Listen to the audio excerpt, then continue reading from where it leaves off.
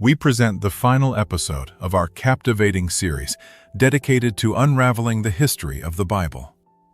As is well known, the Bible was written primarily in Hebrew.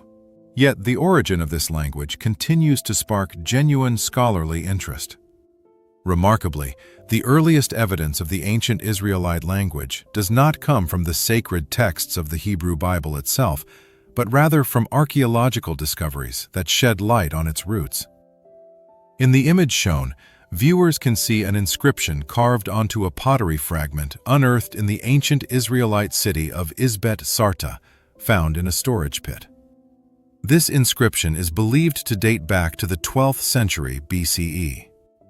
At the bottom of this artifact appears what scholars identify as a proto-Canaanite alphabet. Although technically written in a Canaanite language, researchers have noted a striking similarity that positions this inscription as a crucial missing link between Canaanite and the later Hebrew language. The Izbet Sartah inscription represents the earliest known example of the letter sequence that would eventually be adopted by the Hebrew alphabet, and subsequently by the Greek alphabet as well. Scholars refer to such inscriptions as abecedaries. These served as learning tools, essentially practice tablets, on which a scribe would write out the entire alphabet, much like schoolchildren today memorize the ABCs. The Izbet Sartah abecedary is notably crude in execution, leading some scholars to suggest it was a student's exercise tablet, used by beginners learning the fundamentals of writing. This single artifact raises several critical questions explored in this episode. First, it demonstrates that by the late Bronze and early Iron Ages, an alphabet belonging to the Canaanite language family was already in active use and taught in scribal schools. Second, it provides evidence of an alphabetic system used in an early precursor to Hebrew, one that differed significantly from other writing systems prevalent across the ancient Near East, such as cuneiform and hieroglyphs. Unlike cuneiform, which employed signs representing syllables or whole words, this was a true alphabet using individual letters. This linguistic innovation revolutionized writing and speech by assigning each symbol to a specific sound, similar to how we write and pronounce words today using the Latin alphabet. Let us begin with a broad overview. Hebrew belongs to the expansive Semitic language family. Today, this family includes modern Hebrew, Arabic, and the Ethiopian liturgical language Ge'ez. However, the earliest known Semitic language is Akkadian, the language of ancient Mesopotamian civilizations such as the Neo-Assyrians and Neo-Babylonians, both of whom exerted profound historical influence on ancient Israel. Akkadian belongs to the East Semitic branch and was written in cuneiform, a script derived from the Sumerians, as seen on screen. Hebrew, by contrast, falls within the Northwest Semitic branch. The earliest attested language from this branch is Ugaritic, spoken and written in the late Bronze Age city of Ugarit on the Syrian coast. Other Northwest Semitic languages include Aramaic, Phoenician, Moabite, and numerous lesser-known Canaanite dialects that were likely mutually intelligible. This reveals that the Levant was a true linguistic melting pot, where populations spoke a variety of closely related Northwest Semitic languages alongside Akkadian and Egyptian.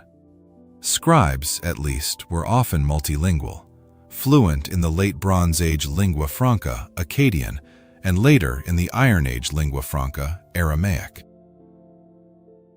This conclusion is supported by archaeological evidence, such as the Amarna letters, clay tablets discovered in Egypt, primarily consisting of diplomatic correspondence between Canaanite rulers and the Egyptian pharaoh.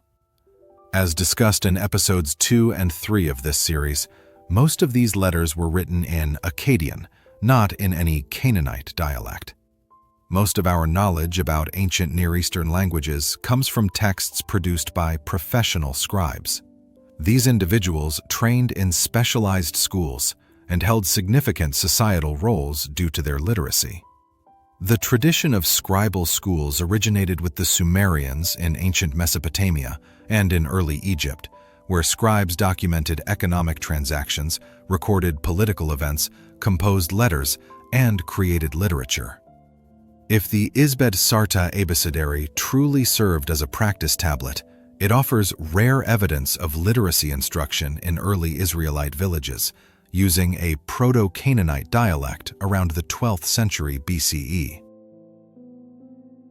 The Izbet Sartah inscription is also among the earliest witnesses to what would become Hebrew, though most of our written sources date to the later Iron Age, roughly 1000 to 587 BCE. These are primarily found on inscribed pottery fragments, ostraca. For example, in 2008, archaeologists uncovered a pottery shard bearing 5 lines of proto-Canaanite script at Khirbet Qeiyafa, a small fortified settlement located 27 kilometers southwest of Jerusalem. At the time of this video's release, it remains the longest known proto-Canaanite inscription. It can be confidently dated to the 10th century BCE, several centuries after Izbet Sartah, and roughly contemporary with the biblical reign of King David. Much of the text, however, remains enigmatic.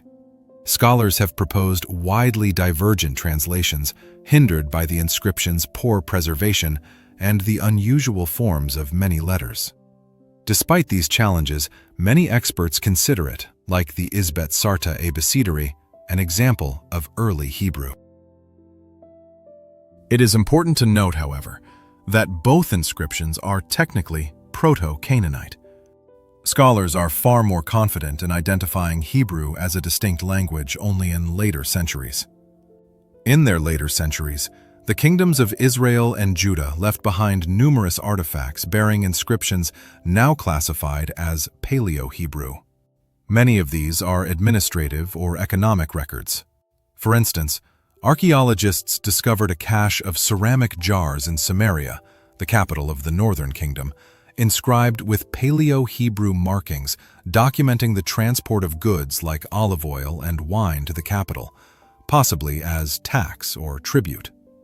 Other significant Paleo-Hebrew inscriptions include the Siloam Tunnel inscription, mentioned earlier, which commemorates the moment workers completed the tunnel that channeled water from the Gihon Spring into Jerusalem. What do these findings reveal about literacy levels in the ancient Israelite kingdoms? Literacy likely existed on a spectrum. While non-elite populations may not have been able to read complex narrative texts, they might still have understood simple economic records. However, recent research suggests literacy in the Kingdom of Judah may have been significantly higher than previously assumed. At the small Judahite fortress of Tel Arad, located on the northern edge of the Negev desert, archaeologists uncovered over 100 Hebrew inscriptions concerning military logistics, such as the movement of supplies between outposts. In 2020, researchers applied a handwriting analysis algorithm to these texts and identified at least 12 distinct authors. 4 to 7 of them were stationed exclusively at Tel Arad. Given that such a small fortress likely housed no more than 20 or 30 soldiers, this points to remarkably high literacy rates within the Judahite army. But where does the Hebrew alphabet itself originate? Today, when most people think of Hebrew script, they envision the classical square, letters used in modern Hebrew and printed editions of the Hebrew Bible. Yet the earliest ancestors of Hebrew and other Northwest Semitic languages used a very different script. This oldest known alphabet is called Proto-Sinaitic, named after its discovery site on the Sinai Peninsula at the ancient Egyptian mining camp of Khirbet el-Khadim.